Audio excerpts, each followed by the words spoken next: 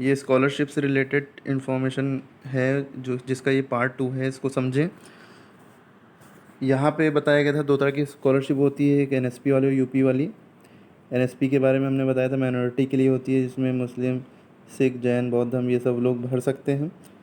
तो इसमें क्या है कि वो सारी इन्फॉर्मेशन पार्ट 1 में है, स्कॉलरशिप वाले पार्ट 1 में है। वीडियो में आमिर सर एसएमपीएस डालेंगे इंटरनेट पे और स्कॉलरशिप भी डाल देंगे, तो उसमें वीडियो आ जाएगी। तो ये पार्ट 2 है जिसमें ये बता रहे हैं कि दोनों स्कॉलरशिप कब तक स्टूडेंट्स को मिल जाती है। तो दोनों स्कॉलरशिप मार्च के महीने में स्टूडेंट्स को मिलने लगती है, जो कि स्टूडेंट्स के खाते में जाती है। किसके खाते में? स्टूडेंट के। अब यहाँ पे 2 बातों को समझना बहुत ज़रूरी है। क्या?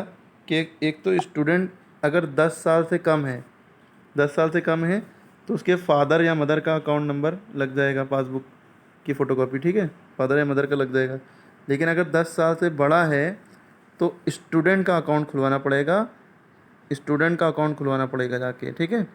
लेकिन वो भी कौन सा? स्टूडेंट का अकाउंट खुलेगा, लेकिन वो भी ज़ीरो बैलेंस वाला, ज़ीरो बैलेंस वाला अकाउंट खुलवाना पड़ेगा, ठीक है। इसको भी समझना बहुत ज़रूरी है। ज़ीरो बैलेंस वाला खुलाना से क्या फ़ायदा होता है? उसमें डीबीटी इंक्लूडेड होता है, यानी कि डायरेक्ट ये डीबीटी की जो बात है ये बहुत इंपॉर्टेंट है। इसी की वजह से स्कॉलरशिप रुक सकती है। अगर ये डीबीटी बैंक में नहीं लगाए हैं तो स्कॉलरशिप नहीं आएगी। डीबीटी का फुल फॉर्म होता है डायरेक्ट बेनिफिट ट्रांसफ़र, यानी कि ये किसानों के लिए जैसे सरकार योजना चलाती थी कि बीच में कोई पैसा ना खाए और डायरेक्ट उसके बैंक में जाए, तो इसीलिए ये हर चीज़ में मैंडेटरी सरकार ने कर दिया है, डीबीटी बैंक में लगाई होना चाहिए। अगर आपका सरकारी खाता है यानी कि ज़ीरो बैलेंस वाला जनधन खाता है तो उसमें डीबीटी इंक्लूडेड होता है। अगर आपका प्राइवेट बैंक में अकाउंट है, जैसे bank of Baroda etcetera etcetera, तो उसमें जो है आपको बैंक वाले से कहना होगा, मैनेजर से, कि हमारा डीबीटी इसमें लगा दें ताकि स्कॉलरशिप वगैरह आ सके। तो ये अगर जिसका नहीं लगा होगा बैंक में तो स्कॉलरशिप नहीं आएगी, ट्रांसफ़र ही नहीं होगी, स्कॉलरशिप नहीं आएगी, ठीक है। ठीक है, तो इस बात को समझें। तो डीबीटी बहुत ज़रूरी है, वरना अभी बच्चे सोचते हैं इसको हमने फॉर्म भरा था स्कॉलरशिप आई नहीं। तो ये कुछ वजह होती हैं, ठीक है, जिस वजह से नहीं आ पाता, पता होता नहीं लोगों को, तो इसलिए बहुत ज़रूरी है ये भी जानकारी। डीबीटी लगाना बहुत ज़रूरी है। ज़ीरो बैलेंस वाला खुलाएंगे जनधन वाला, उसमें इंक्लूडेड रहता है, उसमें कुछ नहीं करना पड़ेगा। लेकिन अगर जो है प्राइवेट बैंक से खुलवाएंगे तो वहाँ कहना पड़ेगा कि डीबीटी इंक्लूड कर दें, ठीक है। ये बहुत इंपॉर्टेंट बात थी। अब फॉर्म हम भरने से रिलेटेड या जो भी जानकारी है वो अभी बताते हैं।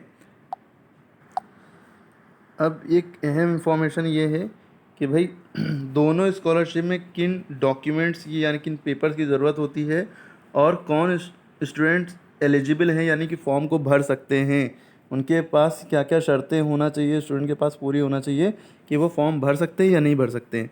तो वो शर्तें ये हैं, इसको देखिए। एलिजिबिलिटी क्राइटेरिया दोनों स्कॉलरशिप का लगभग सेम है, एनएसपी और यूपी दोनों का सेम है लगभग। जिसमें से पहली चीज़, फैमिली इनकम 2 लाख से कम होना चाहिए, 2 लाख से ज़्यादा नहीं होना चाहिए। फैमिली इनकम यानी एनुअल इनकम, यानी कि साल में 2 लाख से कम ही कमाते हों, ठीक है। वैसे भी अब कमाते भी होंगे लोग तो कम ही लिखवाते हैं, तो यानी कि 4,000 महीने के हिसाब से लिखवाइए, 4, 5 या 6,000 महीने के हिसाब से, तो 48,000 महीना, 48,000 सालाना इनकम हो जाएगी, ठीक है, 48,000। चलिए सरकारी नौकरी वाले आवेदन ही नहीं कर सकते, जो गवर्नमेंट, किसी के पापा या मम्मी अगर गवर्नमेंट ऑफिसर हैं या गवर्नमेंट जॉब है जिनकी, वो स्कॉलरशिप का फॉर्म नहीं भर सकते। जो इनकम टैक्स भरते हैं वो भी आवेदन नहीं कर सकते, यानी कि जिन जो इनकम टैक्स देते हैं, जाहिर सी बात है उनके पास पैसा है, मनी है, इतना कमा रहे हैं, तो वो नहीं भर सकते। ये बात बहुत ज़रूरी है समझना। इसके बाद इसमें जो डॉक्यूमेंट लगाने हैं स्कॉलरशिप के वो ये हैं, बहुत इंपॉर्टेंट बात है, ये समझने वाली है कि भाई स्टूडेंट का क्या होना चाहिए? आधार कार्ड होना चाहिए, स्टूडेंट का आधार कार्ड होना चाहिए, लड़का हो या लड़की उसका आधार कार्ड अपना होना चाहिए, छात्र या छात्रा। बैंक खाता यानी कि अकाउंट नंबर होना चाहिए, अकाउंट खुला हुआ होना चाहिए। अभी हमने बताया कि अगर 10 साल से कम है माता पिता का लग जाएगा, अगर 10 साल से ज़्यादा है तो उसका अकाउंट खुला ही होना चाहिए, वो भी ज़ीरो बैलेंस जनधन वाला खुलाएं तो ज़्यादा फ़ायदा है, ठीक है। फ़ोटो छात्र छात्रा का होना चाहिए। हाँ, जॉइंट अकाउंट अगर किसी का है तो वो भी चल जाएगा, लेकिन छोटा 10 साल से कम बच्चा हो तो चल जाएगा, ठीक है। और भर सकते हैं वैसे किसी उसमें कंडीशन में। चलिए, फ़ीस रसीद की बात है कि तो पिछले साल की फ़ीस, तो जैसे इस साल जो उसने जो पढ़ाई कर रहा है उसने इस महीने की या पिछले महीने की फ़ीस जमा की होगी, उसकी फिर इस रसीद की फ़ोटोकॉपी लगेगी, छात्र छात्रा का फ़ोटो भी लगेगा पासपोर्ट साइज़, और पिछले साल का पासिंग रिज़ल्ट जिसमें कम से कम 55% होना चाहिए बच्चे की, है ना, तभी स्कॉलरशिप आएगी। तो पिछले साल उसने पास किया हो उसका रिज़ल्ट, फिर आय प्रमाण पत्र यानी इनकम सर्टिफिकेट, पापा या मम्मी जो भी काम करते हैं उनका इनकम सर्टिफिकेट होना चाहिए, है ना। फिर निवास प्रमाण पत्र होना चाहिए बच्चे का, खुद छात्र या छात्रा का निवास प्रमाण पत्र, माँ बाप का निवास प्रमाण पत्र नहीं लगेगा, बच्चे का बना हुआ लगेगा।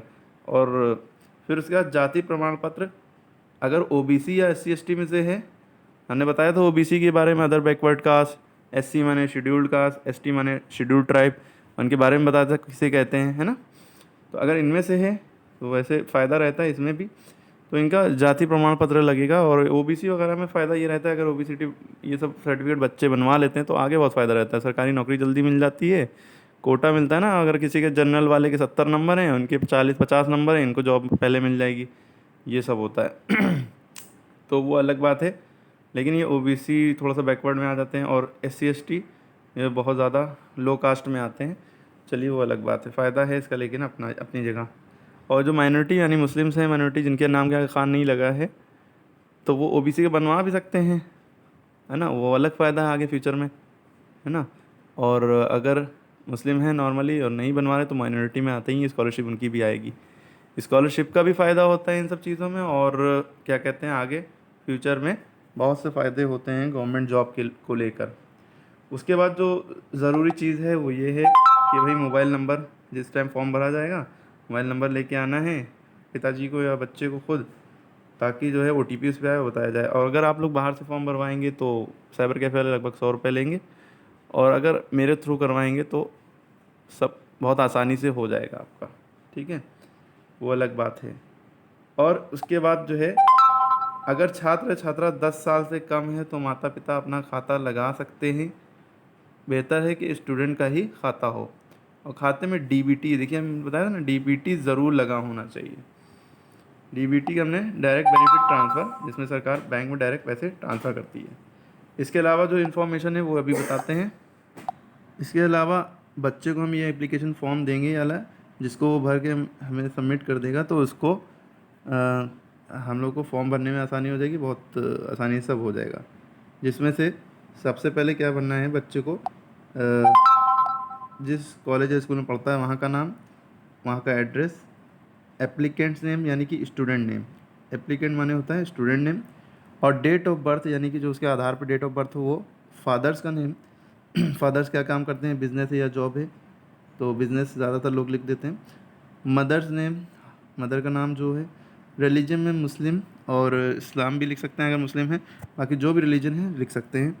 कैटेगरी क्या है, अगर खान जनरल है तो खान है तो जनरल लिखिएगा, ओबीसी अगर लगा रहे हैं या एससी एसटी लगा रहे हैं तो इसके लिए जाति प्रमाण पत्र आपको बनवाना पड़ेगा, वो अलग होता है, ठीक है।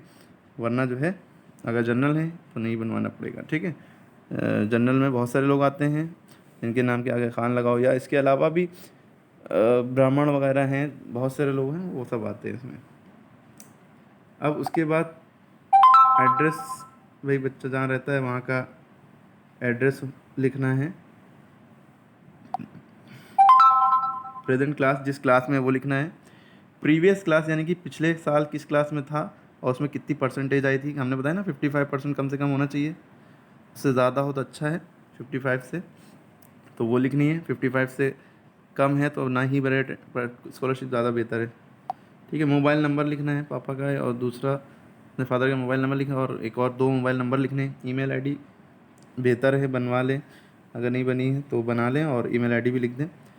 आधार कार्ड नंबर बच्चे का, इनकम सर्टिफिकेट नंबर फादर का, डोमिसाइल सर्टिफिकेट नंबर यानी कि निवास प्रमाण पत्र का नंबर यहाँ पर डलेगा, और बैंक नेम यानी कि जहाँ पे उसका अकाउंट है बैंक नेम, और वो बैंक कहाँ का है, ब्रांच क्या है वो, और अकाउंट नंबर यानी कि बच्चे का जो अकाउंट नंबर है वो डलेगा। अगर 10 साल से कम है तो फादर या मदर का अकाउंट नंबर लग जाएगा। आईएफएससी कोड पासबुक पे लिखा होता है वो भी लगेगा। ये सब भर के देगा बच्चा तो उसका फॉर्म आसानी से भर जाएगा। ये पूरी इन्फॉर्मेशन थी। अगर अभी नहीं समझ में आया कि स्कॉलरशिप फॉर्म भरने के लिए क्या क्या चीज़ें लगेंगी, फिर से देख लें, थोड़ा सा डिटेल में फिर से बता देते हैं कि भाई स्कॉलरशिप फॉर्म भरने के लिए आधार कार्ड होना चाहिए, बैंक खाता छात्र या छात्रा का यानी कि स्टूडेंट का, फ़ोटो होना चाहिए, पिछला पास रिज़ल्ट होना चाहिए, अगर स्टूडेंट इंटर क्लास में है तो साथ में 10th और 11 रिज़ल्ट, और अगर ग्रेजुएशन में है तो 10+12 रिज़ल्ट लगेगा, ठीक है।